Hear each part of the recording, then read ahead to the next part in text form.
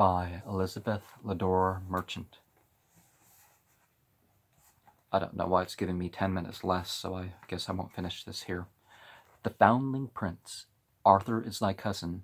Go therefore unto Arthur to cut thy hair, and ask of him a boon. One of King Arthur's cousins was a little prince who had been found in a pigsty. The swineherd who found him, however, knew well enough that he was a prince, and took him to the king's palace, where after a little time the king acknowledged him as heir to the kingdom, and the prince's own mother was dead, but his stepmother, who was very fond of him, was determined that he should marry well. So, when he was grown up, she told him that only one princess in the world was worthy of him, and that was the Princess Olwen. These stories usually don't turn out right in that aspect. The Foundling Prince, everybody knew him by this name, immediately determined to marry the Princess Olwen. Hopefully there was some sort of character or something associated other than just royal lineage. And set off to King Arthur's court to ask him for her hand as a kingly favor, for in those days anybody who wanted anything hurried off to ask King Arthur to give it to him. The prince rode on a fine black horse with a saddle and bridle of crimson and gold. When he reached King Arthur's palace, the doorkeeper thought he had never seen so fine a man. He admitted him almost immediately. The Foundling Prince begged the king to give him the hand of the Princess Olwen, and the king said he would gladly have consented had he ever heard of her.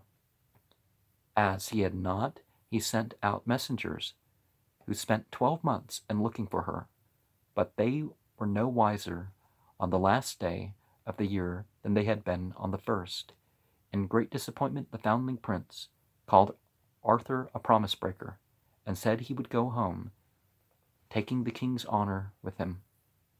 But this could not be allowed. King Arthur was too great a king to permit even a Foundling Prince to go disappointed and empty-handed. He summoned the bravest and strongest of his knights and warriors, and bade them set off with the prince in search of Princess Olwen.